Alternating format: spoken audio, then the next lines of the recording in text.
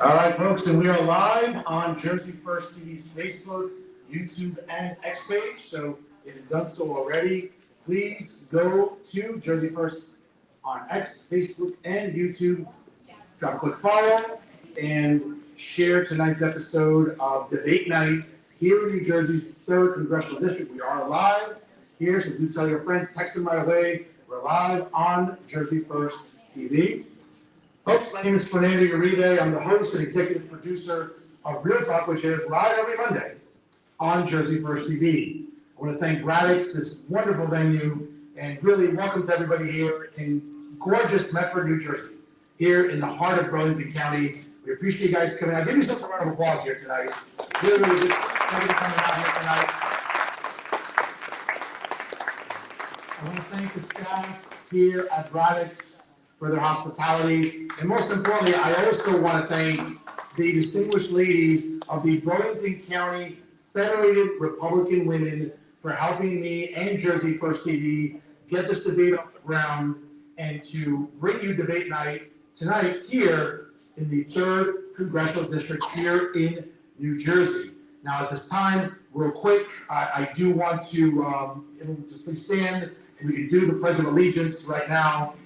Because we do that, conservatives and Republicans believe in that stuff, So, I pledge allegiance to the flag of the United States of America and to the republic for which it stands, one nation, under God, indivisible, with liberty and justice for all. Once again, ladies and gentlemen, thank you for coming out here tonight to debate night here at Braddock's in the heart of Burlington County in beautiful Medford, New Jersey. I want to take this opportunity once again to thank Braddock's, and if they can, I do want to welcome the Burlington County Federated Republican Women real quick for a statement and to welcome you all here tonight for debate night. Please.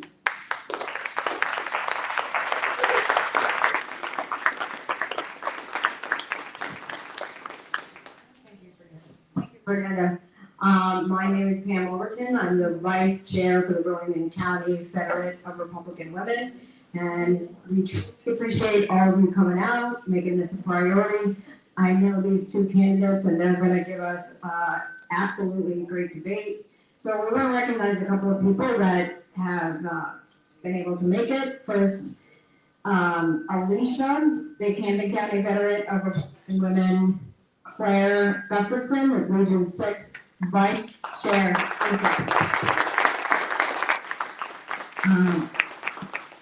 Vice Chair for County Federate of Republican Women. Lower a little more. We have Pat Johnson with us, Mercer County Chairperson. And we have Van Connie with us. So that's. We would also like to, and I'll bring this to our attention, that we need poll workers. We need them for June 2nd. We need them in November. We need to have just as many Republicans poll workers as the Democrats have. So if you are interested in that, or you'd like us to gather information and maybe put it on our webpage, we'll be more than happy to do that. I know that I'm doing it. I've never done it before, so please pray for me because I have no idea, but I think it'll be fine. Again, we want to, welcome Jason Cullen and Michael McGuire for doing this debate, and for Fernando for working with us and this wonderful place in Braddock. And I'm going to hand it over to you. Thank you, sir. Great ladies here in the Burlington County Federated Republican Women, and we appreciate their assistance in helping us host tonight's event here at Braddock's. Now, before I introduce the candidates, I do want to have sort of a brief opening statement of my own here. Ladies and gentlemen, 2026 is an interesting year for Republicans. Certainly, we are all aware of the disappointments of 2025, but we have to remain vigilant. We have to remain optimistic about our chances of helping really take back this state. We've lived through decades of high taxes, irresponsible spending in Trenton and in Washington. We've been almost enslaved by woke ideology and a lot of the social justice nonsense that has engulfed our political climate. Republicans have a real chance this year, not just nationally, but in New Jersey, to make a dent into what many see as a Democrat stranglehold on New Jersey. I know it's easy to lose face. I know it's easy to just become hopeless, but now's not the time to do that. And I can tell you here, as the host and executive producer of Real Talk, every Monday with Jersey First TV, that's what we're trying to do. We're trying to raise awareness. We're giving platforms and a voice to Republican and conservative candidates, because we know how hard it is. I remember years ago running for the state assembly all the way up in Hudson County in the 33rd legislative district. If you know where that is, okay, that place is as blue as Windex. I ran as a Republican back in 2011. I don't regret it. It was a great experience, but I knew that my mission was to help conservatives and Republicans be successful in New Jersey. That's what we're doing here at Jersey First. Even though New Jersey First is a nonprofit organization, Jersey First TV is helping to create a platform about fiscal responsibility and making sure New Jersey gets back to, quite frankly, what is written in our Constitution. Not just the American one, but our state Constitution. And today here, during debate night, I'm proud to host and be your moderator this evening. Now, again, as a reminder, we will be obviously asking questions. I'll be asking questions, of the candidates here this evening. We only have one mic tonight, so I will be passing off and on. I do ask you to please put your phones on silent. We are streaming live on Jersey First. We want to give a good impression of all the good men and women here in the 3rd Congressional District, especially here in the great city of Medford, New Jersey. Now, having said that, I do want to introduce candidates at this time. To my right, running in the 3rd Congressional District here in the Republican primary, Jason Cullen.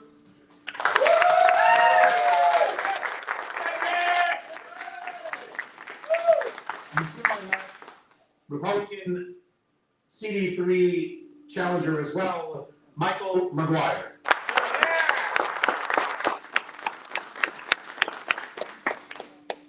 Now, once again, ladies and gentlemen, I'll be giving the mic to both candidates for a 2-minute opening statement. We will alternate questions as I'll be asking during the evening. I do ask you to please hold your applause, because the longer applauses go, it kind of disrupts the flow of the debate. So please hold your applause. Really, after the opening statement, I prefer not to hear any applause or noise for the rest of the evening. I know it's a little hard. You have your favorites here. I get it. But folks, we want to make this as smooth and fluid as possible. Please refrain from any noise or applause for the rest of the evening. I appreciate that. Once again, please put your phones on silent or vibrate. Again, make sure you stream the debate, as always, via your social media platforms. But with that, welcome to debate night here in New Jersey's 3rd Congressional District. Now, having said that, looking at the itinerary here, I'm going to present the mic first to Mr. Michael McGuire. 2-minute opening statement by Mr. McGuire, and I will pass it off to Mr. Cullen for his 2-minute opening statement, and then we'll do alternating questions to both candidates. Everybody ready? I hope everybody understands the rules and what I'm asking for. Appreciate your cooperation. I appreciate your attendance. And let's send a statement here in 2026. And I see a lot of red in the audience. Let's start flipping some districts red in New Jersey. We can do that. All right? It starts tonight. It starts in November. We have to get people out to vote. As I said before, Democrats have a pretty good registration advantage, about 2.1 to about 1.8 million registered voters. There's over 2.3 independent registered voters in New Jersey. It's important to win them over with better ideas, better principles, and a better platform. Let's be honest. Republicans and conservatives have that, but they need to get across the finish line. Let's hope we can do that this year in 2026. With that in mind, let's go to our opening statement. First, Mr. Michael McGuire, 2 minutes. Thank you. Good evening, everyone. First, before I start my opening statement, I want to thank some people. Hopefully that doesn't take up the whole 2 minutes. But most importantly, I want to thank my beautiful wife, Samantha, that has been with me since day one on the campaign trail since we decided to file an FEC report. Obviously, the sacrifice that they make, my children, they could be, well, guess tonight might be canceled baseball, but at the baseball fields, everywhere else. My other son is here with my beautiful grandson. I'd like to thank the Mercer County Chair for being here, as well as the Hamilton Chair, and also Joe Stillo, which is part of the Young Republicans, for being here, and everyone else that came and showed up tonight, my in-laws, and also I want to thank the Burlington County Federated Women. I've been in constant contact with Terry this week, and countless, organizational ability that she did to put this together, and also somebody else, I won't mention in my name, but helped finance this as well. I want to thank you very much, and I appreciate that. Okay, now to tell you who I am. My name is Michael McGuire, and I'm running for CD-3. A little bit about background about myself. I am a United States Marine Corps veteran. After that, I served in the NYPD. I got on the job in July of 2001. 3 months later into the job, I was down at Ground Zero for 9/11.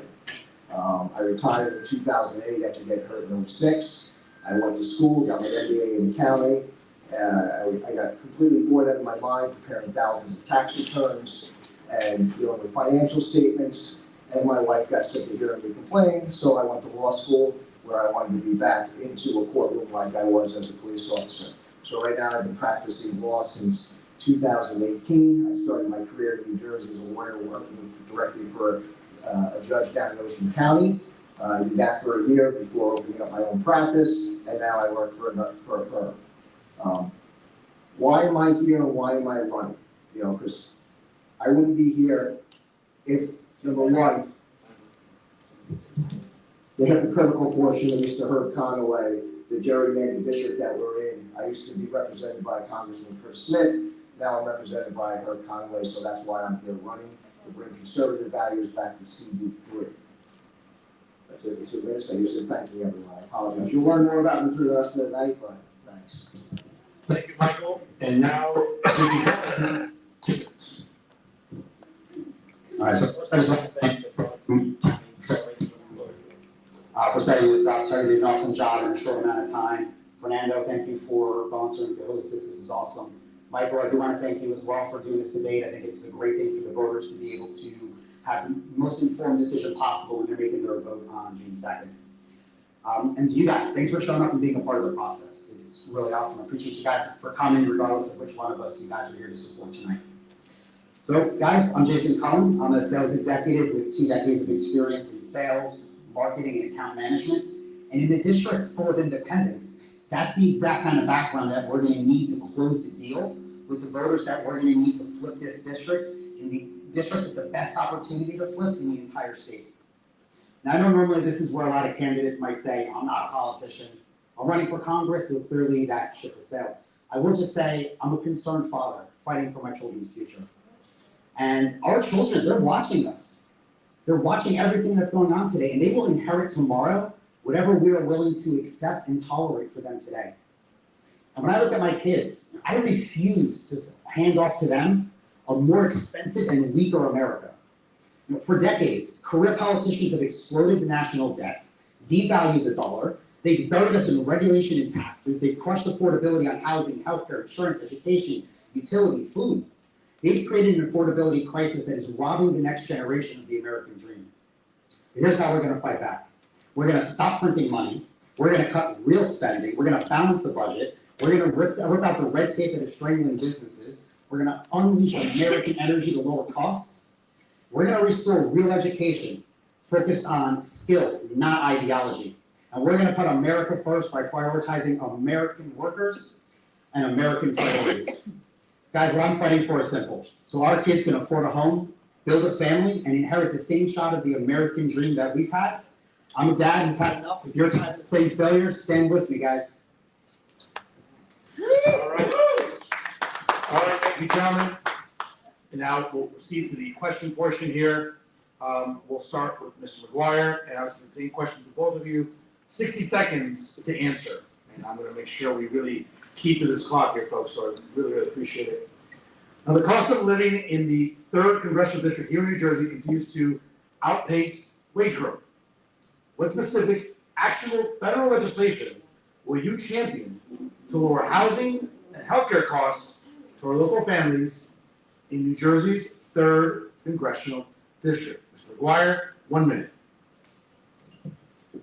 Well, I know what I'm not gonna do to lower house costs is by putting a national sales tax on new purchase of a home. The average home here in Burlington County, in Medford, is $700,000. My opponent wants to put a national sales tax when you buy a home, which is between 10 and 20%. 10% is the bare minimum. So you're talking about paying a tax of a minimum of $140,000 on a new home if you want to buy it here under his tax plan. What we're going to do is we're going to actually cut rates. We're going to cut rates to a percentage that's a lot lower. We're going to continue the Trump tax plans that stop taxes on Social Security, that stop taxes on overtime, that stop taxes on tips. So this way, people can spend their money without being taxed on it. My opponent wants to tax your earnings, not tax your income. So when you buy a house at $700,000 right here in Medford, it's going to cost you a minimum of $140,000 tax to do that. Most people that are in that range are paying 10 to 15% of federal income tax. All of a sudden, you're going to be paying $140,000 tax on a new home, which is going to drive up the cost of used homes, because people are going to want to avoid that tax by buying used homes, and supply and demand is going to destroy the housing market. That's what's going to happen under a fair tax plan. Thank you, Michael. 60 seconds, Jason, same question. I was hoping not to have to spend 60 seconds correcting everything you just said, Michael. We had a conversation on Monday in Freehold Township where I pointed out all the things you said that were inaccurate, and you promised me you were going to go home and read about the fair tax. The fair tax eliminates the income tax, the real estate tax, and the debt tax, which is the most immoral tax in America. It eliminates every single tax having to do with income. It is replaced with a national sales tax that is not on everyday essentials. It is not on used goods, including existing home purchases. Used cars, it's not included.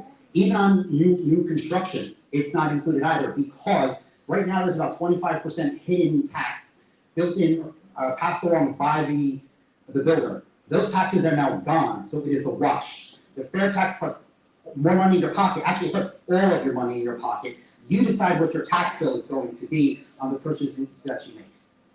Now, with the remaining time that I have left, we got to look at the root cause of affordability. Not a lot of people are talking about this in the country, and that is the printing of trillions of dollars out of thin air. The federal government has devalued our currency to the point it's not worth the paper that it's printed. Yep. No. Gave him an extra 20 cents, twice. Guys, I'll be fair, don't worry, I'm wondering. And Ernie said to respond, you mentioned my name, correct? I did mention that during the outline, so I'll give you 30 seconds to respond. If you're mentioned, I'll give you 30 seconds to respond, 30 seconds. I did do my research, and since I have an MBA in accounting, I understand taxes very well. As you stated, first of all, as a federal legislator, you cannot eliminate the real estate tax, that's number one. Also, as a federal legislator, you should understand, you said pre-owned homes. So if you buy a new house, I am correct, you're gonna tax that new home here in Medford $140,000. You buy a new car, you're gonna tax that, a $50,000 car, of $15,000. So the people that are paying Social Security and everything else like that, that are not taxed on it, are gonna now be taxed. While billionaires are gonna get a tax break on corporations. All right, thank you, gentlemen, for that one. Guys, I'm doing my best here. You know, it's kind of hard being a referee, trust me. I'm doing my best. Let's move on to our next question here. The incumbent is indeed the very symbol of the career politician in New Jersey. What will your message be going forward towards the general election in trying to win over independent voters in New Jersey's 3rd congressional district? Jason, we'll start with you, 60 seconds of response. So this is actually something that I've been talking about as I'm going around the district. One of the issues, I think, or a big opportunity for Republicans, we go around, we're real good at talking about what we're going to do. But I think we got to get better at talking about the why. Why our ideas are better. Why conservative solutions work better. Why America First is better for everyone. See, the most successful companies in this country, they understand that people don't buy into what you do. They buy into why you're doing it. We need to get our message out there in a way that's not only focused on just the Republicans. We have to understand when we're talking to independents, it's going to take a different approach. Because a lot of times we're talking to the choir when we're talking to Republicans. We have to have a different way of speaking to the independent voters out there. And to do that, we really have to show them. Because there are a lot of times, look, they talk about affordability. Things are better. I mean, for what happened under Joe Biden, things were terrible. We have to acknowledge things are still challenging. So when we just jump right to, hey, things are better because of Trump, which they are, they're just hearing, oh, you're not hearing my problem. You're not hearing my concerns. We need to address them. Yes, you're right, things are still challenging, but we got to explain why. We have to get them to understand the reasons why we have the cost of living here. Thank you, Jason. Mr. McGuire, same question for you, 60 seconds.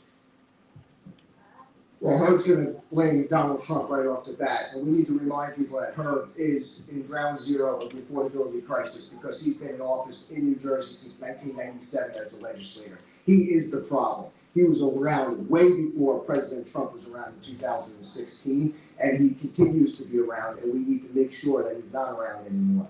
And we gotta say, this is what he voted for. Number one, he forced your kid to have a jab in 2020. He forced your kid not to go to school. He forced your kid not to do this or do that. That's why I'm proud to have the endorsement of the Parental Rights Group in New Jersey. Also proud today to get the endorsement of the Right for Life too, because he is a left-wing extremist. We need to remind people that he's not law and order. The first comment he made in January on his Facebook account was that ICE are murderers, okay? He doesn't care about this district. He doesn't care about the issues in Mercer County that they have with the Trenton Waterworks. That's a local issue. He is bringing in $800,000 to a non-for-profit hospital so they can turn around and return it in a favor of a donation to him. And that's what people need to see what Herb Conway's about. All right, thank you, gentlemen, for that one.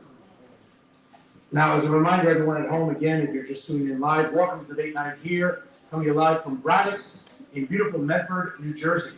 I'm Fernando Uribe, your moderator tonight, and the host, the producer of Real Talk every Monday night with Jersey First. If you're just tuning in live, takes 5 seconds, ladies and gentlemen, helps the algorithm, helps the show, and the network grow for Debate Night.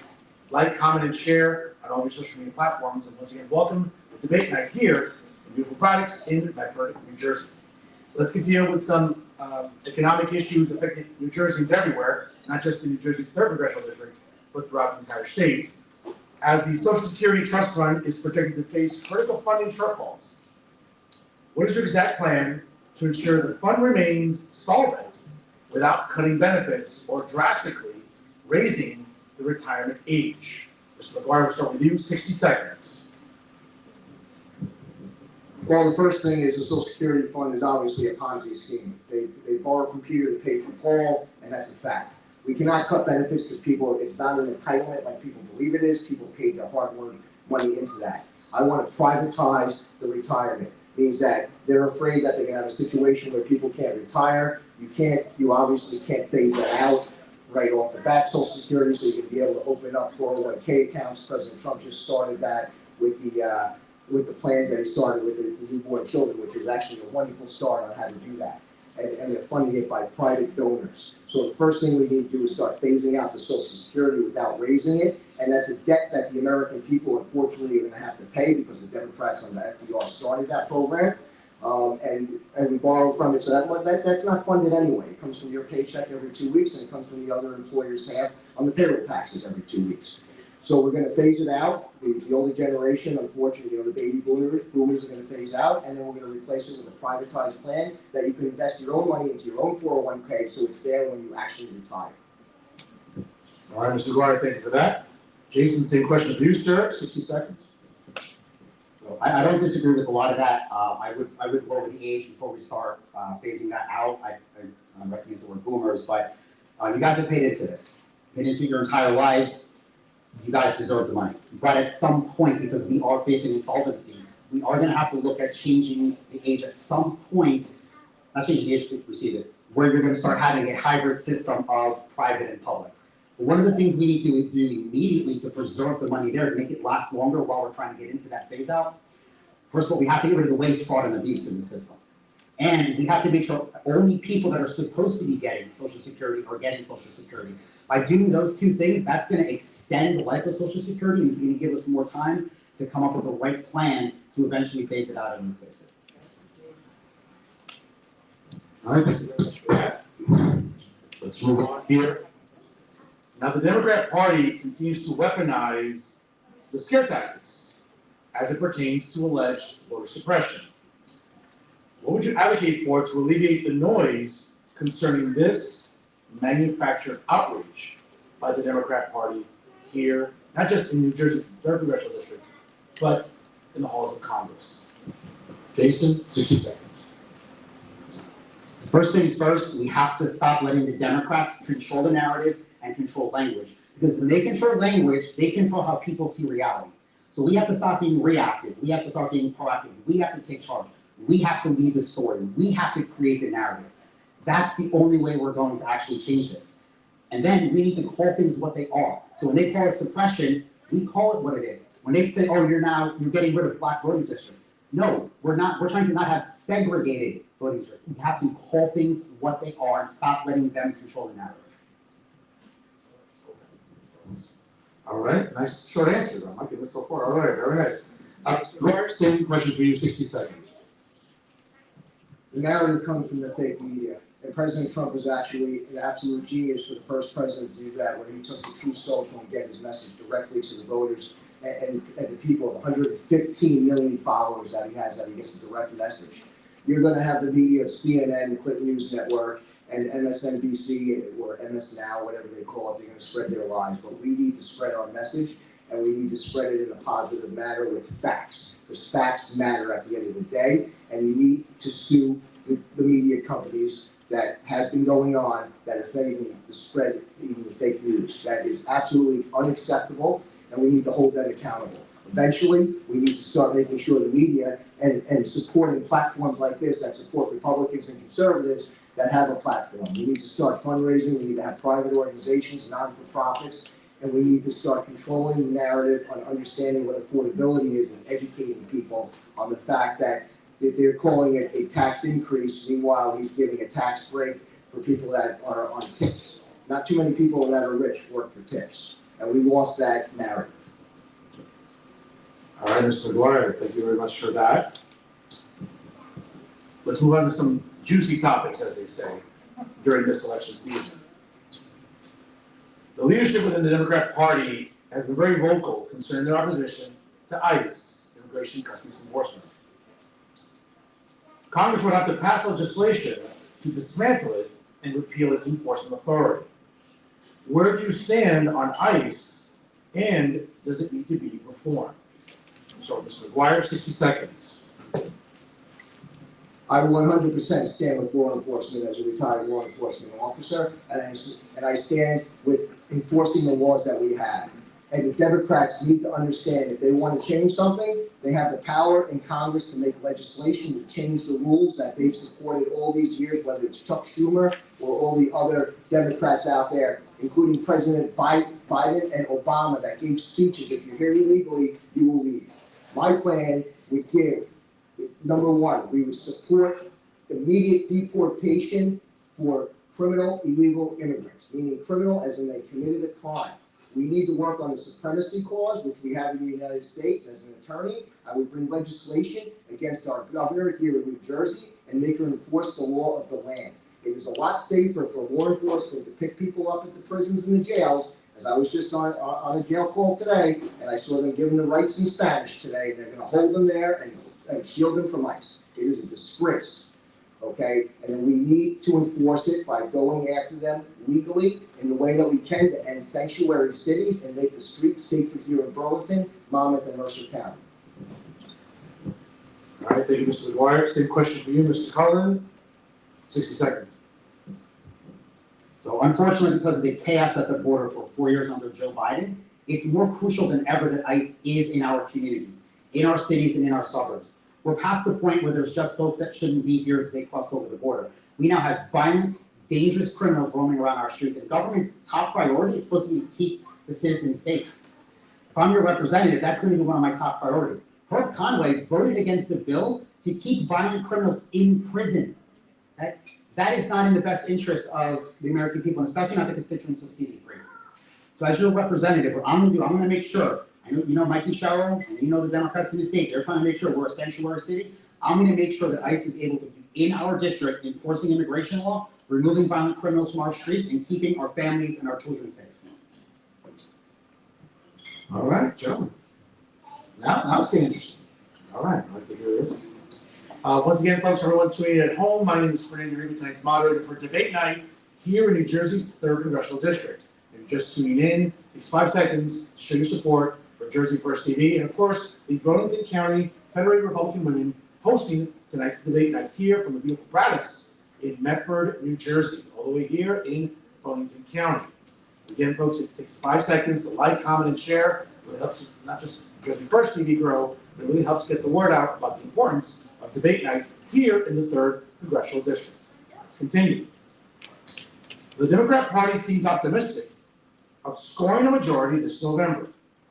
But the incumbent in the 3rd Congressional District is indeed the most vulnerable of the 9 Democrats currently in New Jersey's House delegation. What's the biggest flaw you can expose of the incumbent going towards the general election? You could probably take 60 minutes and not get enough, but for this one, I'm going to give you 2 minutes. We'll start with Mr. Cullen. 2 minutes. So just as Fernando said, this district truly does have the best opportunity in the state to be flipped. Guys, it doesn't matter that we're a D+5 district. We have more independent voters in this district than we have Democrats. Herb Conway, the weakest, lowest funded Democrat running in the entire state of New Jersey. Guys, he is in his 1st term. That is when we can knock these guys out. The biggest thing we can take away from this guy, he's actually running on affordability.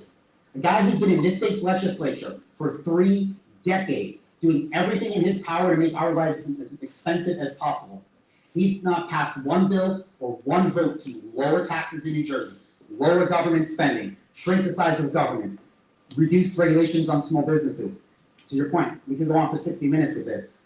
This is the layup, guys, in this district. We are the lucky ones here. If there's any district that can get flipped, it is CD-3 because we got Herb Conway, and like I said, the weakest, lowest funded Democrat running in New Jersey. Time there. All right. Same question for you, Mr. McGuire. 2 minutes. Well, let's look at the map right here in Burlington County. Burlington County has the largest employer in the state right in McGuire and Jason Air Force Base. Okay, there are tens of thousands of families that are veterans, civilian workers, contractors, and members that depend on that base. He shut them down. Okay, I am one of them. I serve in uniform just like them. I am on that base constantly when I volunteer my time there with the Marines on MAG 49. I'll give them a shout out, hoorah. You know, and we can reach those voters. We can tell them to make sure that they register to vote in November, so Herb Conway has to listen to you. A lot of them I know personally firsthand. When I was in Yuma, Arizona, I was sending in an absentee ballot to New York, wasting my vote. Okay, and the congressman there could care less what I had to say. Well, Congressman Herb Conway, we're going to register a lot of military people because the only time you've been on that base, sir, is when you were protesting the fact that they wanted to house the illegal immigrants before they deported them. You never visited them on Thanksgiving, the holidays, or anything else. You visited them to go and push your agenda to pro-illegal immigration, and that is unacceptable, sir. This is the largest employer, and you shut them down 2 months before Christmas. And we're gonna let everyone understand and remember that he did that. And it is the largest employer. They sent home non-essential workers. They sent home my fellow reservists for 2 months without pay. It delayed bonuses for 10 to 12 months now at this point. Bonuses are still delayed for military members that put their life on the line because of his shutdown antics right here in Burlington County. People had to take out loans. Coast Guard still going on without pay. Absolutely unacceptable, and we're going to remind him of his left-wing agenda is not CD-3's agenda. We need to make sure that we are CD-3 first. We need to make sure that we support the strong businesses around here that he has not done. All right, Mr. McGuire, thank you so much. Now we're coming to a unique part of the debate here tonight, and again, for everyone at home, thank you for joining us. It is debate night here in the 3rd Congressional District. We're going to be live from the beautiful Braddocks in Medford, New Jersey. On behalf of Jersey First TV and the Burlington County Federated Republican Women, we bring debate night.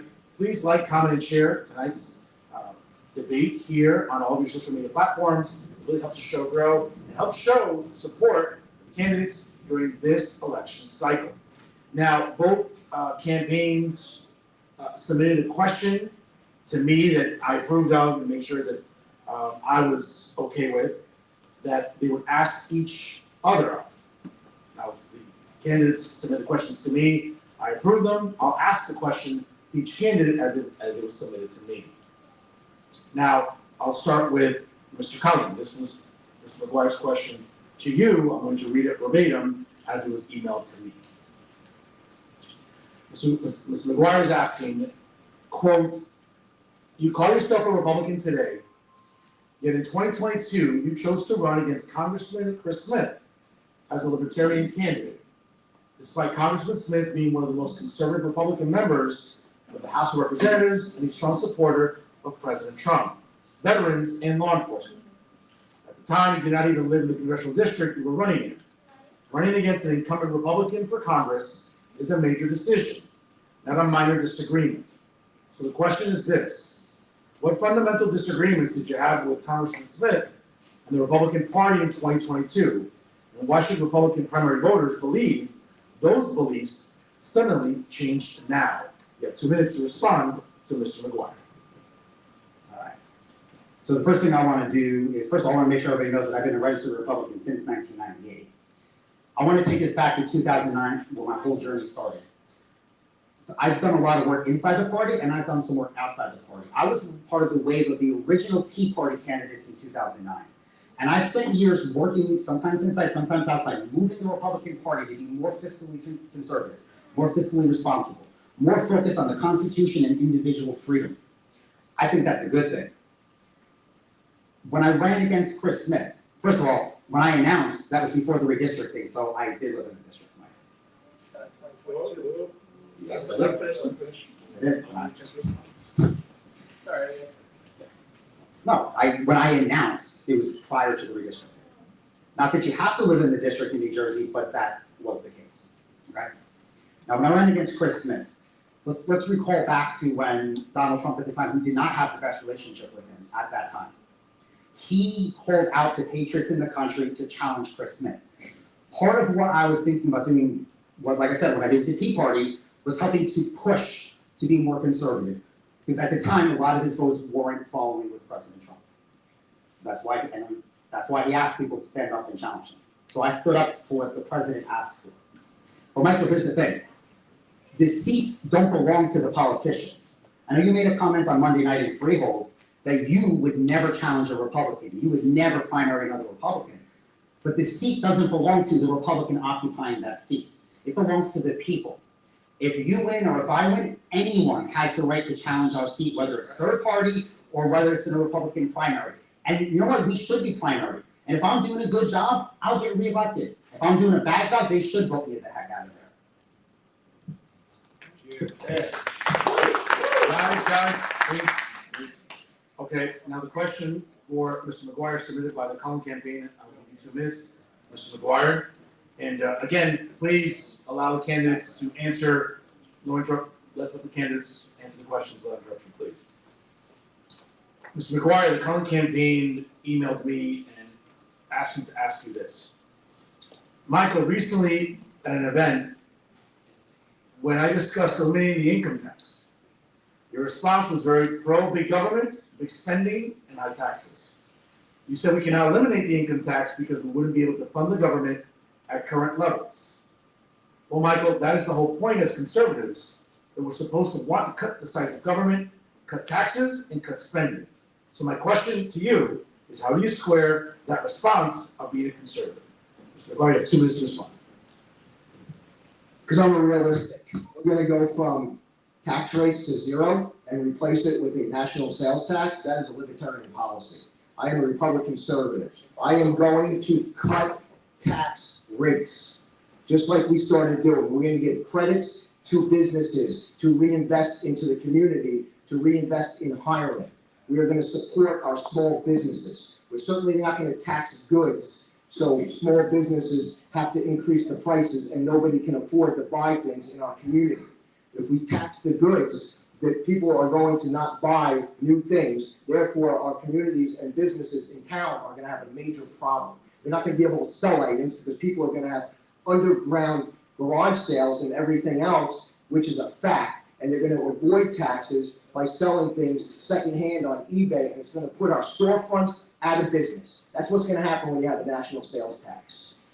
okay? I'm gonna cut the tax rates. I'm gonna give corporate taxes, you know, big bad corporations that are out in town, they're called LLCs, limited liability companies, okay? Those are corporations that the Democrats point on that are big bad. Meanwhile, they employ 8 people out in town and they're a mom and pop shop. Those are corporations for sheltering purposes and liabilities. So we're gonna be a champion of small businesses that's gonna reinvest in here. Just like a business like this in this town is gonna thrive on cutting their businesses. We are going to give credits for hiring new people. We're gonna make sure we reinvest into the communities that we're in. We're not gonna damage them by charging a sales tax when you go out to dinner. And everyone knows you already pay a tax in New Jersey when you go out to dinner. Now we're gonna add another sales tax on top of that. These places are gonna shut down. People aren't gonna be able to have prepared food. We are gonna champion small businesses, which is gonna hire people and it's gonna grow wages, and we're gonna cut the tax rates from 90% of the people in the United States don't pay taxes. That is a fact. Oh, sorry, All right, gentlemen, thank you for that. And certainly, I think that was a healthy exchange between the candidates and their campaigns with questions. Everyone at home, once again, welcome to debate night here at Braddock's in beautiful Medford, New Jersey, right in the heart of Burlington County. My name is Fernando Uribe, tonight's moderator for debate night here in the 3rd Congressional District. It's 7:30 p.m. on the East Coast, live here from Braddock's. It's a nice toasty night here in Burlington County. We'll take a 5-minute intermission, get some water, bathroom break for everybody, get some fresh air, and we'll resume in 5 minutes here on debate night. For everyone standing, just please exit away from the camera, exit towards here, exit to your left, exit to your right, and we'll return in 5 minutes from 7:30 on the East Coast. We'll resume at 7:35 here. Get some water, please go to the bathroom. Stay right where you are, folks. Debate night continues in 5 minutes after a brief intermission. I'm always cold. I brought a jacket. Not needed. Yeah.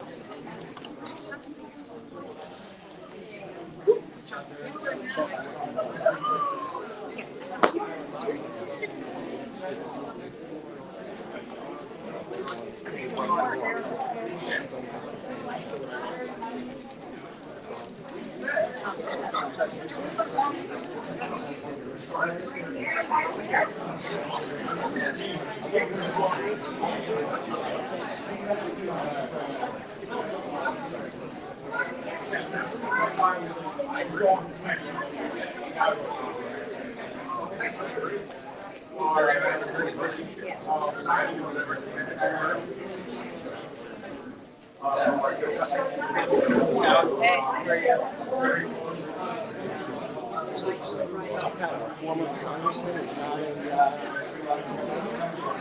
2022, they went to New Jersey district.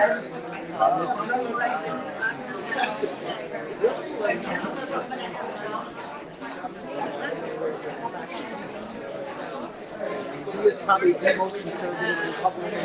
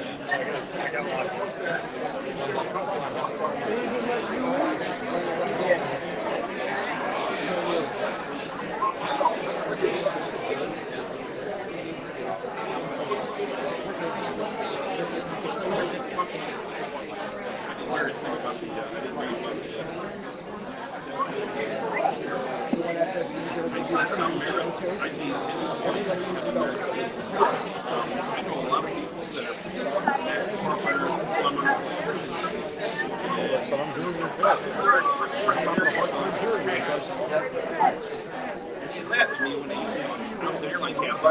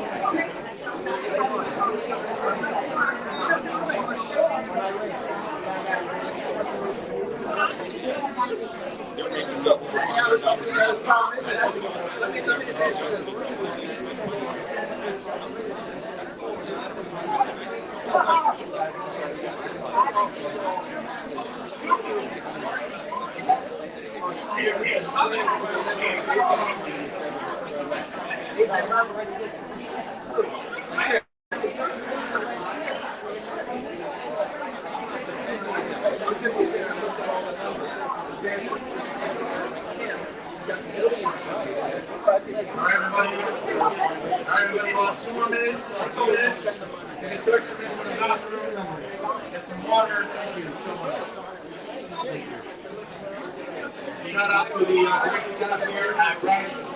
Thank you. Appreciate it.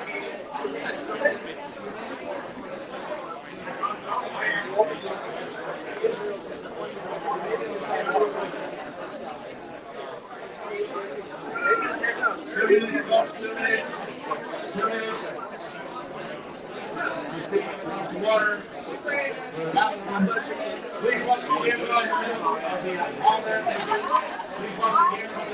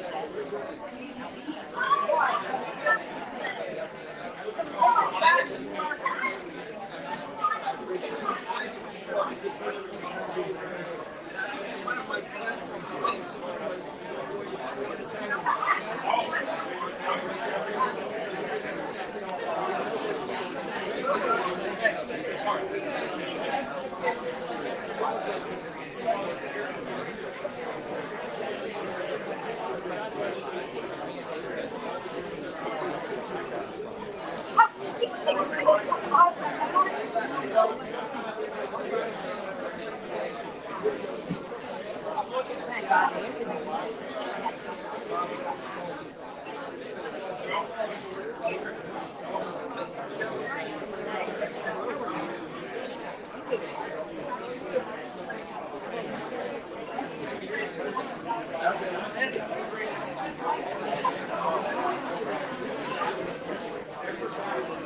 you.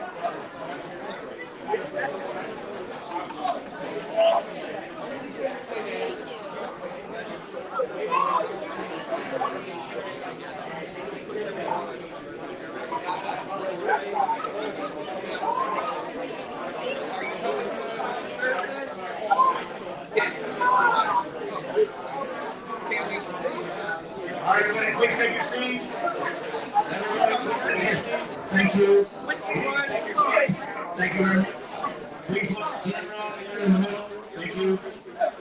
Again, guys, please take your seats. Please watch the camera there in the middle. Thank you very much.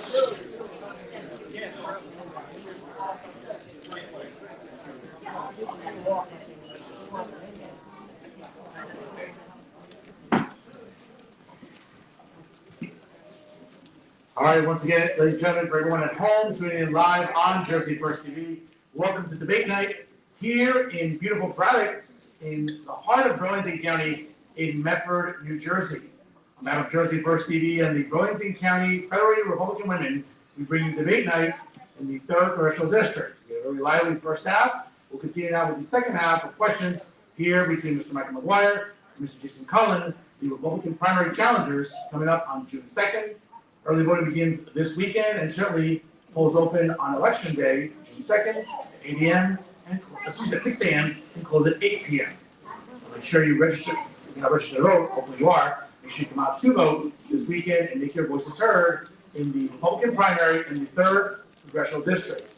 Once again, it takes 5 seconds to do so. Like, comment, and share on your social media platforms and support Jersey First TV, the leader in independent media here in the Garden State. We're streaming live on Facebook, Twitter, and also on YouTube. I'm sure you're on all 3 of those platforms. You share every day. Share one more thing. You share debate night here in New Jersey's 3rd Congressional District. As we continue with debate night here from Braddock, live in Medford, New Jersey. Now, the U.S. remains heavily divided on the issue of reproductive rights, energy policy, and immigration. If a federal consensus cannot be reached, do you believe these are the issues that are better handled at the state and local level? So, Ryan, we'll start with you. 1 minute. Well, the Supreme Court made the 10th Amendment very clear when they overturned Roe v. Wade and made Dobbs the issue of the state. Unfortunately, we live in a crazy left-wing state that will commit murder all the way up until the time of the birth of the baby. I was just endorsed, as I stated earlier, for the right for New Jersey's right for life, and I am 100% unapologetic pro-life. I believe in life starts at conception, and the first moment I noticed that is when my son over there in December of 2000, when he was born, and I first saw him and held him in my arms. That was very clear that unless we interceded, he would be born. Therefore, conception starts immediately. When life starts, it starts at conception. And there's one way that we can handle that in the legislature. We need to turn our districts red. We need to start doing a better job of showing people and educating people where life starts. And we need to advocate for it. We need to be unapologetic about it and not worry about political consequences and not tippy-toe around it. We need to make sure that people have options in education, that there's plenty of people. Like, for instance, my wife's brother is a recipient of being adopted in the family. Okay, so he was adopted, they had that option there, and he's there thriving at 30-something years old instead of being aborted. And the waiting list for adoption is disgusting on how long it took, and people are willing to just murder babies. So we need to make sure that we educate people and show them that there's plenty of options and plenty of families that are willing to give people a good life. Thank you, Mr. McGuire. Same question, Mr. Cullen. 60 seconds. So first I want to say that I've been pro-life since conception, right? So listen, I do agree with what Michael was saying as far as the education out there, trying to give them reasons to want to keep the baby. We need to have an informed electorate out there that understands about life. I think we need a law it's about being informed. A law that would require an ultrasound prior to an abortion. If the left is truly pro-choice, well then let's give women an informed choice. Right? Now, at the end of the day, I do think that the Supreme Court did make the right decision sending it back to the states. I'm a big 10th Amendment guy.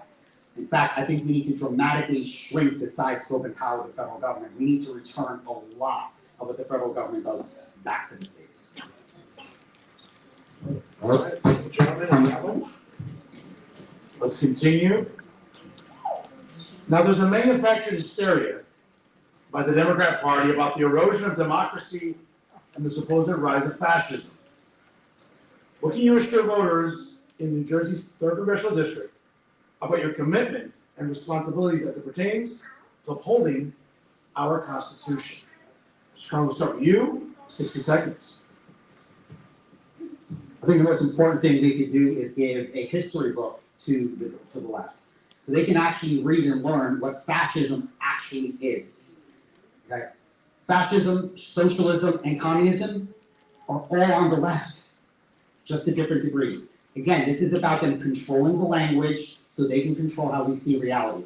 This is another example of us getting ahead of that. We have to be proactive. We have to call things what they are. We can no longer let the left control the language on any issue, or we're going to keep running into these problems. Mr. McGuire, for you, same question. Obviously, one of the biggest advocates we lost in September of 2025, Charlie Kirk.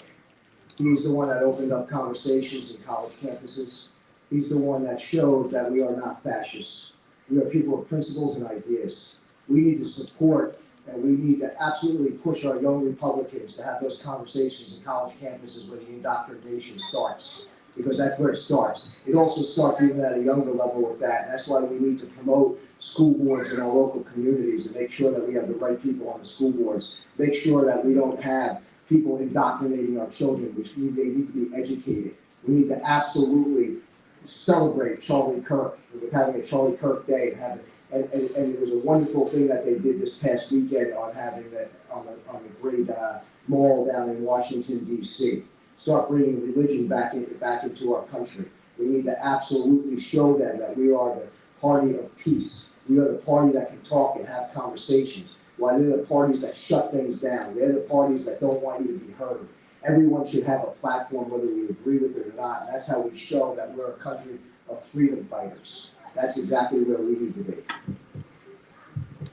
All right, gentlemen, thank you for that. Let's continue on here. And once again, for everyone tuning in at home, if you haven't done so already, welcome to Debate Night here, coming to you live from Braddock's in Medford, New Jersey, for Debate Night in New Jersey's 3rd Congressional District during this year's Republican primary between Jason Cullen and Michael McGuire. Once again, folks, like, comment, share the content brought to you by Jersey First TV. Of course, we're proud to partner with the Burlington County Federated Republican Women here for Debate Night in 2026. Let's continue. Now, the alliance between the United States and Israel has generated considerable debate during this election season. Should you be in the House of Representatives, where is your comfort level on supporting Israel at this time? So, McGuire, we'll start with you. 60 seconds. I am a 100% unapologetic pro-Israel supporter. Okay, there's many different reasons for that. I served in the United States Marine Corps on a logistics standpoint. We need that area in the Middle East. The Middle East is a very unstable area. We have reasons that we need to be over there and have a safe landing spot for our troops. That's number one. Number two, my wife is Jewish. The first thing that I learned as soon as I married her, when I met my mother-in-law, is, by the way, your children are going to be Jewish as well. I saw right off the bat what it was going on at Columbia University and everywhere else, the anti-Semitism that has gone on, and I worry about my children's future of going to a college just because they have a label of Judaism behind them, of the hate that goes on in this world for the Jewish people. That's number two. Number three, when it comes to Iran and Israel, we do not know. We are not privy to intel reports. I served on 9/11. If you told me 6 months prior to 9/11 at Ground Zero that I could have went to Afghanistan and took out Osama bin Laden based on an intelligence report and avoided 9/11, I would have went and invaded that country in a heartbeat to save the thousands upon thousands of lives that we still lose from 9/11 related illnesses. And I would need to see the intel report on how close Iran actually is to a nuclear weapon. But I do support my commander-in-chief, and I do believe he's in there for the right reasons when it's an election year, in the midterm, and he knows it has political consequences. That is real leadership. Thank you, Mr. McGuire. Mr. Cullen, 60 seconds for you. So I do agree with one thing here, that President Trump is going to have information that I'm not going to have, that Michael's not going to have. So it's hard to make that judgment right off the bat. But I'm going to support him in his decision. I'm going to support our troops. Israel is an ally of ours. And if they're going to be attacked, we absolutely should defend any of our allies. But I do love the fact that Donald Trump is building coalitions in the Middle East. that can help ease that burden on us as being the sole country helping out Israel. Thank you, gentlemen. Guys, again, please. We'll continue on here with the foreign policy flavor here. Now, the current conflict in Iran is seen by some as completely avoidable when there are other issues to focus on here in the home. Should we continue funding this conflict? And should we continue providing financial and tactical assistance to Israel? Mr. Cullen, give you seconds. So I know some people know my issue with just foreign aid in general and sending money overseas to other countries. I am okay with giving money overseas for short-term objectives that we need to handle. That I'm okay with. But we need to do it quickly. We gotta make sure, just like President Trump said, no more forever wars. So as long as we're going in there and we're gonna get this job done fast, then I fully support that. Mr. McGuire, same question, 60 seconds. You know, it's so funny, the people that say that we shouldn't fund the Iran war were up in arms when we weren't funding Ukraine. So the hypocrisy there is absolutely astonishing that goes on in this country simply because of party lines. As I stated before, it is absolutely necessary to have the intel to make sure that it's America first. America first doesn't mean that we need to spend the money here. America first means to make sure my kids have a future because they don't build a nuclear weapon over there. And we're not just saying don't. And we're not sending over a pallet full of money overnight to Iran to come up with a deal that we know that they're not going to go with. Okay, we shut down the strait. The rhetoric that's coming out of the left that Iran controls the strait is absolutely absurd. They're losing $500 million a day in revenue in trying to push their oil. At this point, we need to push forward, get the job done, and make the regime in there collapse internally by putting financial pressure in them so they don't kill 30,000 of their own people. I mean, I believe that we need to look back in history, and if we certainly could have stopped, you know, Adolf Hitler from slaughtering his own people, all of us would agree to spend a few extra bucks on gas. All right, thank you, gentlemen, on that. Let's continue here. It seems that simply hating President Trump has galvanized Democrat voters to come out strongly, as they did during last year's governor's race and this year during a special election in New Jersey's 11th congressional district. Are you confident that you can swing voters back to the middle on such a polarizing issue? Mr. McGuire, we'll start with you in 60 seconds. You need to speak to voters directly because all they hear is from the fake news, and they hear positions that they say, oh, well, Trump said it, so I'm against it. I saw an interesting thing that Jesse Waters does with that guy, John. He puts someone on the street, he gives him a quote, and he goes like this: President Trump said this. How does that sound to you? And they're like, oh my God, he's such a Nazi. And then they say, oh, that was actually President Obama that said that. You know, so that's something we need to open up the voters and the Democrat voters. And also, not for nothing, they've been voting Democrat here, at least in the U.S. Senate, since 1972. And we are one of the most unaffordable states. We need to show them facts. We need to start showing them that we can do better on the pocketbook. We need to understand on how to do that by real relief to the voters here in the district. And that needs to start by showing how the tax plan actually did more on refunds than it did not. And show that while you're at this restaurant, and if you go here to eat afterwards, let that waitress know, you know, if it was up to Herb Conaway, he's gonna tax you on the tip I'm gonna give you. And you know what? You have to work harder because it's unaffordable here, and he would tax you on the overtime as well. And then let the older people know, Herb Conaway wants to tax you on your Social Security. You have to let them know of the facts and not let them, you know, control the narrative. That's the most important thing. Thank you, Mr. McGuire. Mr. Cullen, same question for you, 60 seconds. So we absolutely have to cut through the noise of the media. We have to cut through the noise of all these influencers on social media, and especially of the Democrats. And again, it's about controlling the narrative. I know I keep coming back to that, but like I said before, that's what's going to help us get over a lot of these hurdles with the left and getting those independent voters by really going out there and explaining what things truly are. Now, when I went and sat down with the White House in December to talk about this race, one of the things we talked about what we're going to be doing come the general election, having a unified message of all candidates across the country, pulling out a list right out of your pocket, all the accomplishments of Donald Trump. Make sure we're letting people know, we're reminding them of all the great things that he's done, whether it's the big beautiful bill, the tax cuts, getting rid of inflation. People aren't, the average person is not fully aware of everything that Donald Trump's done over these last 2 years. They're really not. Some people don't care about politics. Some people, they're just so busy with their lives. They got 2 jobs, they have kids in travel sports. So we gotta be the ones, the media's not gonna do it for us. So we have to be the ones to go out there and communicate to the people and let them know what Donald Trump and what the Republicans have been doing for them. Thank you, gentlemen, on that. Let's continue here, keeping it within GOP circles. The Republican Party in New Jersey is indeed at a crossroads. It's still trying to find its identity after some serious losses. We're here today to energize voters in not just New Jersey's 3rd congressional district, but Republicans everywhere, that it's not hopeless here in the Garden State. Mr. Cullen, we'll start with you. 60 seconds. I think the key is something that I talk about a lot. The next generation, people's children, their grandchildren. If there's anything anybody's gonna fight for, it's their kids. So we need to keep getting out there and talk about what's gonna happen to their children, to our family, to the next generation if we lose the House. And then God forbid we lose the White House 2 years later. That I think is the key thing. That's how we're gonna fire people up. We need to be positive. We can't just be with the negative about it. We gotta talk about all the things that we're gonna do for their family, the things that we're gonna do to make sure that their children have a bright future, that their children are gonna have access to the American dream that we had.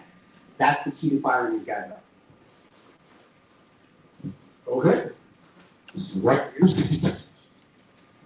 You know what's gonna fire people up? Winning's gonna fire people up. And when I flip this seat in November, that's what's gonna fire people up, and that's gonna give people hope. We had a new state chair that was just elected in January. First thing that she did, she's planning on purging the voter rolls, and there's been litigation that has gone on about that. Also, the 250 gala that was hosted by Christine Hanlon and bringing in the vice chair of the National Party, that fires people up. That room was sold out. That brought in a tremendous amount of money into this party. I know some people, and we need to stop the infighting about the party too. You lost an election, you get over it, and you move on. And then you support the candidate you lost. And I can promise you this, I will support Jason Cullen if I lose. I don't see that happening, but I will support him. We had a fractured party last year because we had a governor's election that the one candidate couldn't support the other, all the way even through the general election, which was a terrible thing for this party, and it needs to stop. Regardless of what you think of me, come June 3rd, I expect your support when I win the nomination. And if I lose, I expect to support Jason Cullen. And that's how we are going to win, because when we win, it pumps up the base, it brings in money, and it absolutely gets the party rolling. So I expect everyone here on June 3rd to stand united with me or Jason Cullen or Justin Barbera on June 3rd. All right, 30 seconds. Now, I just want to agree with something that Michael said. Winning in November is the most important thing, okay? If I lose on June 3rd, I'm not gonna wake up on, June 2nd, I'm not gonna wake up on June 3rd and throw my principles out the window and say, hey, now I want a Democrat representative. So if I do lose, I want everybody to know I will be supporting this guy as well, because winning in November, that is what's important. Thank you. All right, good stuff, gentlemen, good to hear that. Let's move on here. Should you be elected to the House of Representatives, what do you want to focus on concerning the federal budget? And how confident do you feel you can get your colleagues on board with some of your proposals? So McGuire, we'll start with you, 60 seconds. We gotta go back to the 1990s to get a balanced budget down in Washington, D.C. We can't be spending more money and printing more money than we're bringing in. That's a fact. Last time we had a balanced budget, I think it was unfortunately during the Clinton administration, if I remember correctly. Okay, he learned, he was very far left in the beginning, and realized he had to come across party lines after they impeached him and work with the Republicans at that point. We need a balanced budget. We need to start cutting waste, fraud, and abuse. And I think at this point, if we don't have a balanced budget, we gotta almost do what the senators did with the government shutdown. We don't get paid in Congress if we don't have a balanced budget. We're not doing our job. We need to introduce legislation, and we need to push and ask, tell them, hey, if you can't balance the budget, you can't do your job, you shouldn't get paid. It's the same idea down that they just did in the Senate with the shutdown. Therefore, you put pressure on people during election time. You say, hey, will you skip your pay if you can't do your job? I know in the real world here, if I don't do my job, I don't get paid. So the budget is the number one thing. then we need to pass laws to make sure we deal with the waste, fraud, and abuse. And I know Vice President Vance has started a big initiative on that, and we are on our way, on track, but we need Congress to make legislation, and we need to make penalties for it to be implemented. Thank you, Mr. McGuire. Same question for you, Mr. Cullen, 60 seconds. There's a few things, but the number one thing is the printing of money. Printing trillions of dollars out of thin air, making the dollars in your bank accounts worth nothing. Over the last 5 years, we had the biggest decrease in the value of the dollar in US history. In 2021, $100, today's $80. That's causing a lot of trouble. That's what's robbing our kids of the future. That's why they're not gonna be able to afford a house and build a family. And let's say over the past 5 years, that's because of Biden. In those 4 years, half of all of the currency in circulation at that time was printed in those 4 years. Imagine what that did to the value of the money in your wallet. The other thing we need to do, when I say cut spending, I mean cut real spending. Because here's what these guys do down in Washington. They'll propose $100 million in spending, they do their little dance, it ends up being $80 million. They'll call that a cut. We cut $20 million. No, you increase spending $80 million. That type of cutting at home, would it work? It's not gonna work in Washington. And the last thing we need to do, we have to reinstate Doge. We have to get the waste, the fraud, the abuse, and we have to shrink this government down to what the founding fathers intended. It's that, or we go broke. Thank you, Mr. Cullen. Let's continue on here. By the way, folks, if you're just tuning in live here, welcome to Debate Night in the 3rd Congressional District here in our great government state of New Jersey. My name is Fernando Uribe, your moderator tonight for Debate Night here at the beautiful Braddocks in Medford, New Jersey. Takes 5 seconds, like, comment, and share tonight's Debate Night on all of your social media platforms on Facebook, X, or YouTube. It really helps support Jersey First TV. We'll thank the Burlington County Federated Republican Women for helping me host this event tonight here in Medford, New Jersey. Let's continue on. What are your plans to protect Medicaid programs and services that many people with disabilities and their families rely on for health care, long-term care, and other critical services? Mr. Cullen, we'll start with you, 60 seconds. So this is another critical area that we can't cut.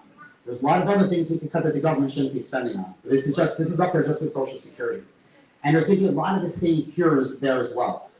Getting rid of the fraud, making sure only that people that are supposed to be getting that help are getting that help.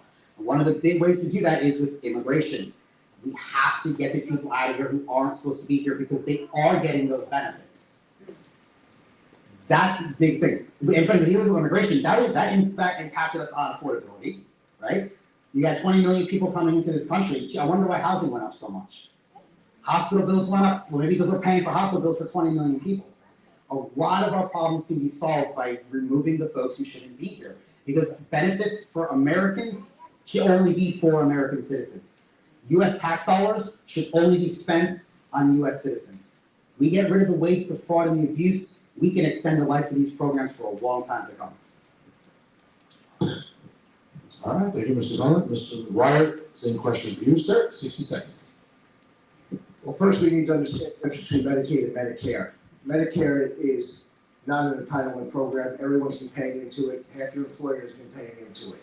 Medicaid is a benefit program. Because you put nothing into it and you receive back from it. So the first thing that we need to do is we need to verify people that they're in the proper position to even receive Medicaid. We need to see why they're driving Porsches or limos and other things and yet collecting Medicaid and benefits, okay? We need to control the fraud first. We need to understand that when people go into Medicaid, did they do it on their own or did they do it because they just fell on hard times? And we're Americans, of course, we help people that fall on hard times, but I certainly don't think that people that can afford an $1,100 cell phone or could afford, eating lobster dinners or other things that they're doing can actually pay for their health insurance. So Medicaid is for people that can't afford the health insurance and can't afford their care. But Medicare is the entitlement that you put into. So we need to cut the fraud first out of the Medicaid portion of it. We need to, and I agree with the illegal immigration part. That's obviously a strain, just like anything else, it's a supply and demand strain. You have less demand on it, it boosts the supply. And the other biggest thing for healthcare is we need to get rid of the artificial barriers around the state which drive the costs up. I need to be able to shop in California. I need the New Jersey State Police Department to be able to share with the NYPD in their health insurance, because there's no reason cops should be paying $1,200 every other week for health insurance. We need to get rid of the artificial barriers and start promoting pro-business. All right, thank you for that. Let's continue on here. How will you address, as a member of the House of Representatives, the critical shortage of paid and unpaid caregivers for residents with disabilities? Mr. McGuire, we'll start with you, 60 seconds. Paid and unpaid? Yes. So everything begins, so we have a student loan problem here. So I'll bring back to that, and we don't have vocational schools. We need to start pushing things that we do, home health aides. We can start pushing, caregivers, and start having that in our vocational programs, and push that through the BOCES program and promote the industry itself. And then we can have, a relief on, you have more people in the field, it will drive down the cost a little bit. And you have the availability. It's obviously an availability issue. I believe that the private industry have the insurance companies that don't want to pay for certain things, be required. It should be a decision by the doctor if somebody gets home health aid and home health care, not a decision by the bureaucracy of the health insurance companies to cut those benefits and make sure that they get a fair wage, so you can have people go into those industries and show them, hey, you don't need $300,000 of student loan debt to go into an industry that you can help people with. We can promote, the nursing programs, while they go into school, to make sure that they can do some hands-on training and be able to assist people that need that. Thank you very much. Mr. Cullen, 60 seconds for you, same question. So I agree, we need to promote and incentivize people to go into the field. And there's actually money available to actually fund some of this without raising $1 in taxes. I know we keep talking about fraud because it is a hot button issue. When the fraud first broke out in Minnesota, and when it only was at $9 billion, I was just curious, what could we do if we just had an extra $9 billion? So I was curious, how long could we house and take care of every single homeless veteran in this country for $9 billion? 14 and a half years, okay? And that's just $9 billion out of Minnesota. Then I also look at foreign aid. Like I mentioned earlier, I'm okay with it to achieve a short-term objective. But the days of writing blank checks to every country on this planet, while we have people here that are struggling, they're having trouble put food on the table. New Jersey, they're scared to put the thermostat because of our electric bills. I want to keep that money here to help Americans, help American workers, and we can fund projects like this, so we can really get America working again. Thank you, gentlemen, on that one. For everyone at home, once again, welcome to debate night here at the beautiful Braddock in Medford, New Jersey. My name is Fernando Uribe, your moderator, as well as the host and executive producer of Real Talk with Jersey First TV. On behalf of Jersey First, also, I want to thank the Burlington County Federated Republican Women for helping me host debate night here at Braddock in beautiful Medford, New Jersey, right in the heart of Burlington County. It's 5 minutes past the hour here, 8 o'clock on the East Coast. We'll be wrapping up shortly again. Time goes quickly. Here on debate night, we'll be wrapping up shortly here with our candidates, Michael McGuire and Jason Cullen, going for the Republican primary coming up on June 2nd here in New Jersey's 3rd Congressional District. Now let's light it up just a little bit, real quick, since both of you have been on my program. I'm asking a very simple question. Mr. Cullen, we'll start with you, 60 seconds. Your favorite American president and why? This may come as a surprise. Not many people will pick this president, but Calvin Coolidge. He left us alone. And that's what we want the government to do. Because the American people left alone will thrive. And that's what we need to get back to again. Having this over-powerful government over every single aspect of our lives, trying to make every decision in our lives, control every movement that we make, needs to stop. So, the guy who did nothing, that's my favorite guy.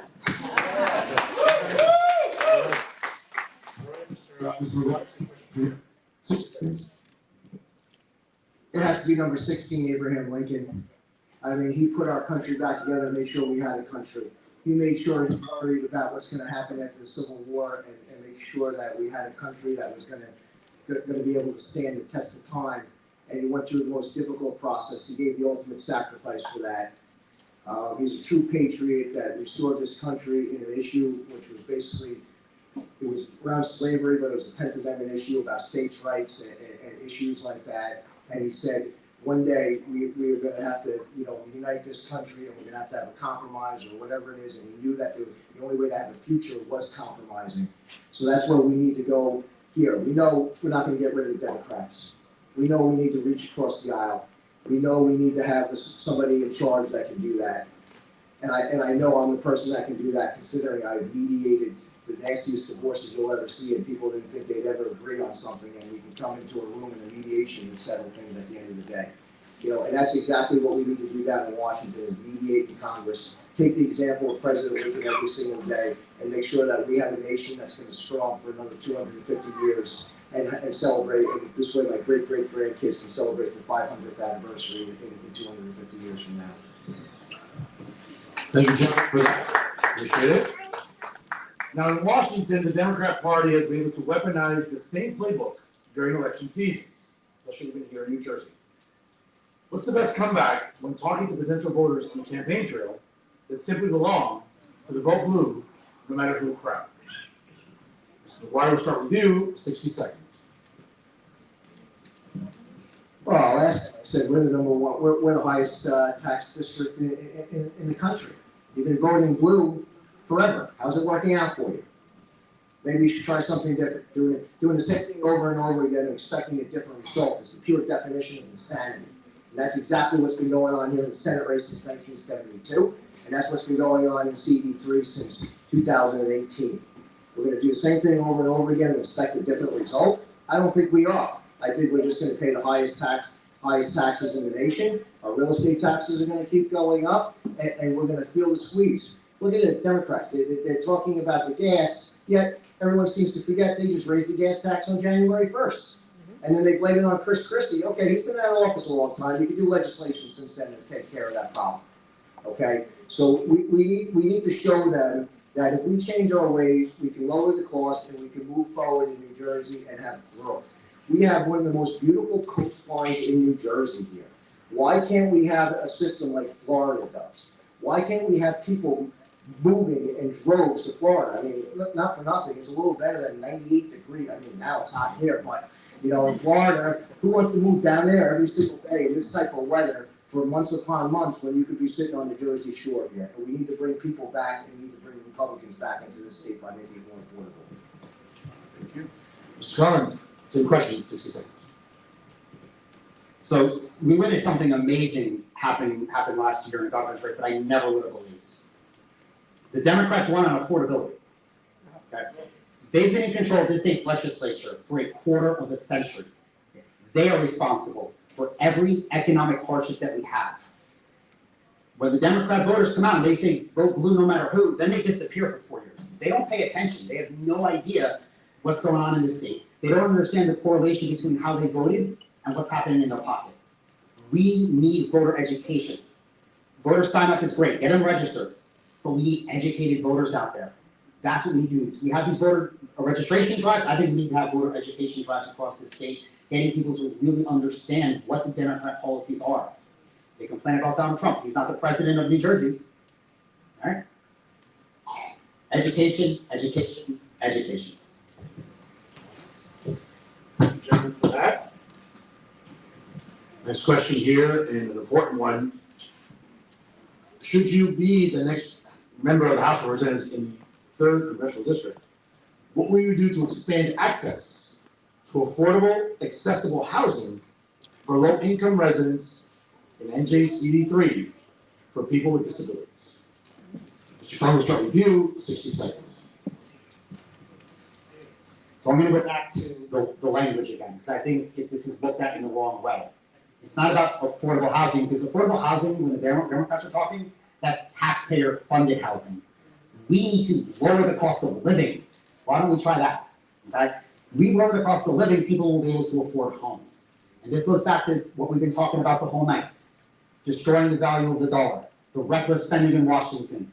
They've put our children's future, they've mortgaged our children's future. We need to get back to the basics. We need to shrink government. We need to cut real spending. We have to stop the printing.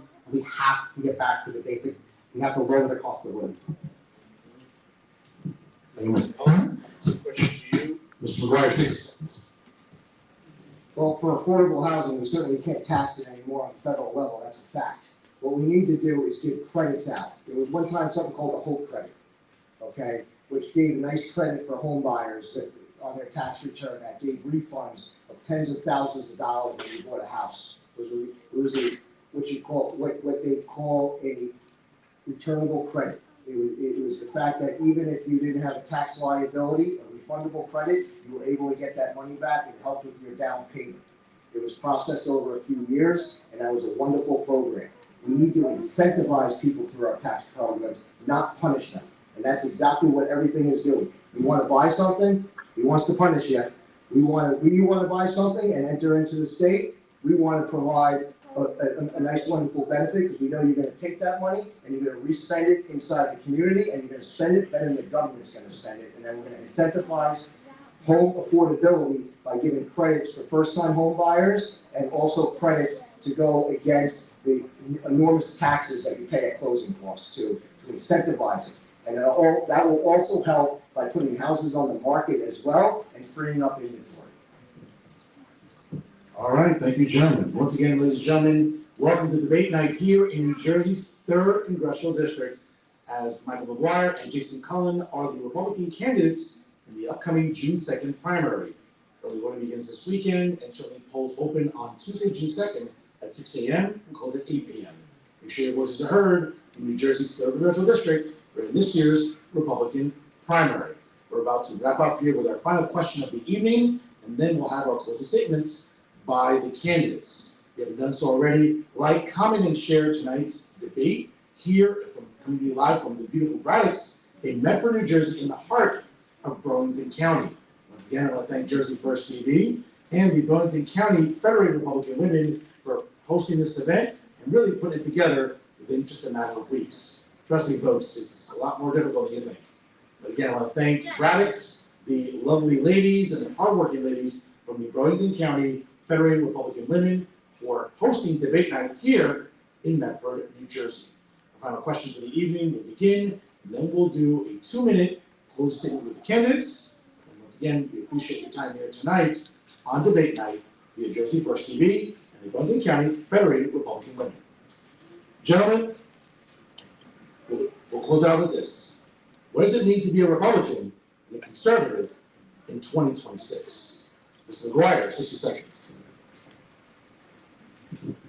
Being a Republican and conservative in 2026 means the same exact thing to me as it meant when I first saw my first presidential election that I can remember in 1988, was George Bush against Mr. Dukakis.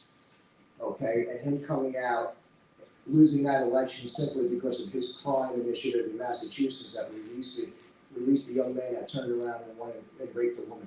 That was a very clear campaign win for George Bush because of that particular issue. My conservative values have always been the same. They always will be the same. They'll be unapologetic. I learned early from the age of growing up in a family of CPAs and a family business of what actual tax policies are and how they affect people. And I remember very clearly when I started preparing the tax returns, when people would say, "Oh, I want to pay my fair share, but can we deduct this, deduct that, and deduct this?" I said, "No." I said, President Obama put that additional Medicare tax under Obamacare. You didn't realize that? You're the rich people. We're letting the federal government decide whether you're rich or you're poor based on people's incomes from Kansas. You know, so we need to reform that. We need to reform conservative values on cutting government, absolutely cutting government, and being involved in one thing and one thing only, and that's protecting our borders and protecting our children and protecting the lifestyle that we love here in America. We need to absolutely make sure that we're unapologetically pro-life. We are protecting our citizens. We go back to our roots of 250 years ago, and we look at the four corners of the Constitution, because I am an originalist, and that's what I look at the four corners of the Constitution as we celebrate the 250th anniversary this year. Mr. McGuire, thank you very much. Some questions for you. Mr. Cullen, 60 seconds.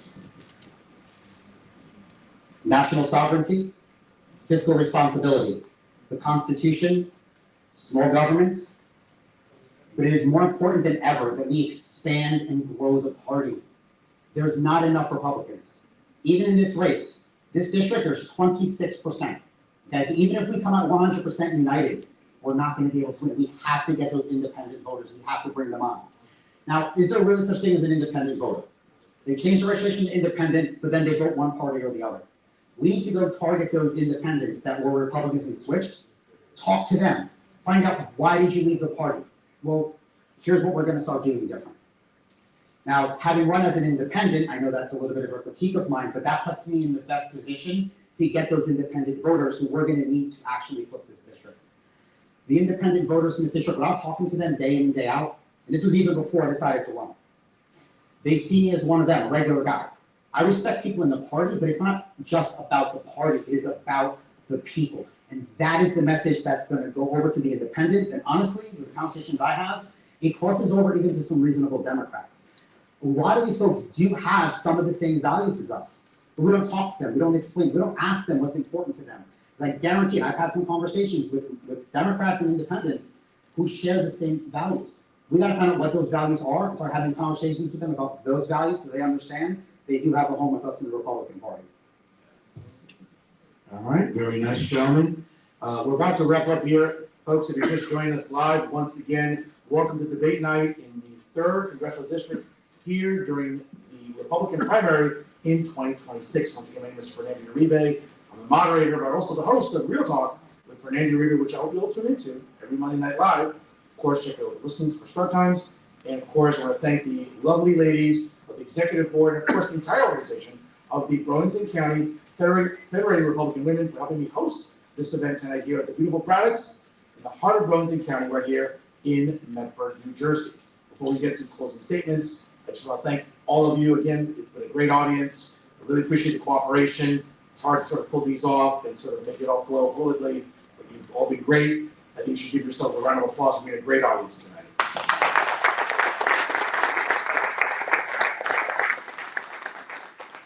Once again, I want to thank the candidates for participating.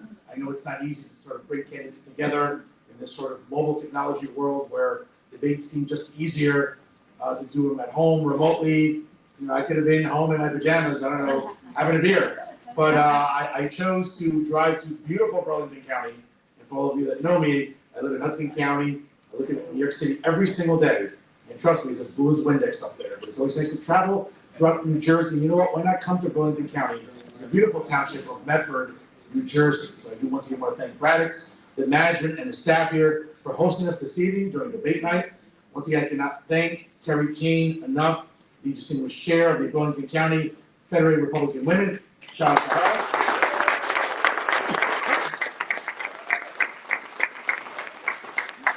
Without just countless emails at all hours of the night and day, text messaging, I could not have pulled this off without her. So thank you, Terry. God bless you. It's a pleasure to meet you today. And again, really thank you to all the lovely ladies of the Burlington County Federated Republican Women for helping me pull this event off. Without you, so thank you. For everyone at home, once again, early voting begins this weekend. And polls open this coming Tuesday, June 2nd at 6 a.m. and close at 8 p.m. Make your voices heard. Now is the time to send a message to Democrats, not just in Trenton, but in Washington. Both candidates have talked about tonight how Democrats have controlled New Jersey for over a quarter century. Okay? And I don't know about you, but I'm tired of my property taxes being the highest in the country. I'm tired of the gas tax continuing to get bigger than Chris Christie. I'm tired of the tolls on the turnpike and the parkway collectively increasing every year. And while we have a new governor, and God help us with what's going to happen with the next budget, what we're hoping to do with this debate is to give you a better perspective about who's the best choice to send to Washington to represent New Jersey's 3rd Congressional District. It's one of the biggest districts in all of New Jersey. And certainly, you have options coming up on June 2nd. I want to thank you for tuning in tonight here via Jersey First TV. Of course, folks, it takes 5 seconds. If you're just tuning in live, share the replays. During the debate night, I've been looking at the metrics here. I've been looking at the shares. It's been great on Facebook. It's been great on Twitter. And it's been great on YouTube. So again, do not hesitate tonight, if you're just tuning in, to share it, email it out to all of your mailing lists for Republican committee people, for from different organizations here in the building. I want to thank you for attending. Certainly, it takes 5 seconds to do that tonight. Like, comment, and share. It shows your support for fearless independent journalism, which is what we bring you every single week here with Jersey First TV. It starts with Real Talk Live every Monday night, hosted by yours truly, Fernando Uribe. I want to thank Braddock's and the Burlington County Federated Republican Women for helping host debate night here at Braddock's in Medford, New Jersey. On that note, we'll have closing statements, 2 minutes. We'll start with Mr. McGuire, we'll end with Mr. Cullen, and we'll go up to Mr. McGuire to close out. 2 minutes, Mr. Cullen. All right, everybody, so the main theme for tonight has been this district has the best opportunity in the entire state to be flipped. We learned that we have more independents than Democrats. We know Herb Conway's the weakest, lowest funded Democrat running in New Jersey, and this is his first term. That is when you can knock these guys out. But to do that, and to really take advantage of this opportunity, we have to make sure we are sending in the right candidate with the right message and the right focus into that general election. And guys, my focus and my message is simple. Affordability and accountability. Affordability because we have to make sure the hardworking families in this district and across this country are able to get ahead and not have to scrape by month to month. And accountability, meaning we go after the waste, the fraud, the corruption, the abuse, and the backroom deals. We have to replace every single one of these out of touch, unaccountable, corrupt politicians with regular people, people who are actually going to fight. I don't know about you guys, I am done with the career politicians, I'm done with the establishment candidates. You know what we gotta start doing? We gotta start electing our angry neighbors. Moms, dads in our communities that are fighting for their children's future. Because at the end of the day, that is who is going to fight for you. The guys, the midterms are in November, but the race for this seat, it starts on June 2nd. So I'm asking for your support, I'm asking for your vote. I'm asking for you to go out and get 15, 20 other people to come out and vote so we can go into that general election, so we can throw Herb Conway the biggest retirement party this state has ever seen. And best of luck to you and your campaign. Mr. McGuire, best of luck to you and your campaign. 2 minutes.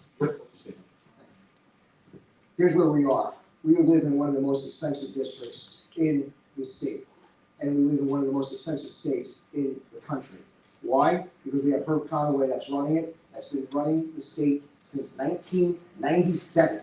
1997, the year I happened to graduate high school. Okay. You have a choice in this primary. You could pick a candidate who's been chasing a campaign for 15 years, has low policy, doesn't understand finances, and has been selling as a salesman a bill of goods. Or you can have somebody that served this country under the motto in the Marine Corps, Semper Fidelis, means always faithful. I will always be faithful to CD-3. I will always do what's best for CD-3. I will always do what's best for the United States. I did that when I stepped on the yellow footprints as a Marine. I did that when I raised my right hand in the NYPD. And I did that again when I joined the Navy Reserves just a short couple of years ago as a 44-year-old man. And I continue to do that in the courtroom as I go after and defend the Constitution every single day for people that can't defend it for themselves. And I understand that you may want the pipe dreams of not having any income tax. But the reality is, this is a fact. You're gonna pay $140,000 of tax. And you're not gonna be able to get legislation done when you fight Republicans all day long. I am the only candidate that has been endorsed by sitting state senators, been endorsed by county chairs, have been endorsed by Republicans that he wants to fight and that he wants to hate. How is he gonna go down to Washington and work with them to pass legislation? You can't even pass legislation without working with Republicans. How are you gonna cross the aisle and work with Democrats? First, you're running as an independent. Then you ran as a Republican freeholder. Then you went back to a libertarian, and now you're a Republican. There's absolutely no loyalty there. I hope next is not a Democrat, so we don't need another Mr. Macy that was a libertarian that voted against the tax plans, that fractured the party. We need unity to pass legislation. We don't need 4 turncoats to keep going against the Republican Party. We don't need people that are going to bash the state GOP chair. We don't need people that are going to bash Congressman Smith for not being a conservative enough tonight. Mind blowing. One of the most conservatives I've ever met. And a champion to what used to be part of CD-3. I think we gotta move the filibuster up to debate, please. It is mess. All right, well, gentlemen, thank you. And again, I would want to wish the best of luck to Jason Cullen and Michael McGuire during this primary season. Once again, ladies and gentlemen, early voting begins this weekend, and certainly polls open at 6 a.m. this Tuesday, June 2nd, and we'll close at 8 p.m. I want to thank Braddock here in Medford, New Jersey, for hosting debate night. I want to thank Burlington County Federated Republican Women and all the great men and women here in the audience tonight for a great debate, being a great audience. And I want to wish the candidates the best of luck during this upcoming Republican primary. Thanks for any relay, folks. Once again, thank you to Jersey First TV and the Burlington County Federated Republican Women for hosting debate night. And we'll see you every Monday night live on Real Talk with Fernando Uribe via Jersey First TV. Thank you so much, everyone. Have a great Memorial Day. Thank you.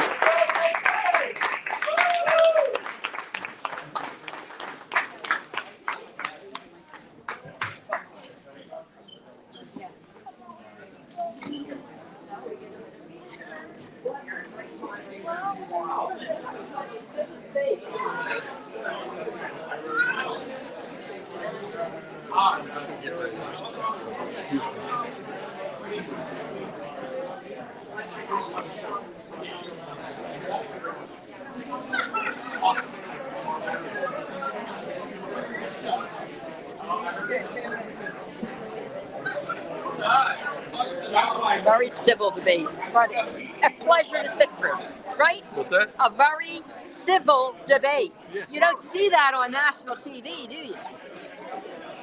What?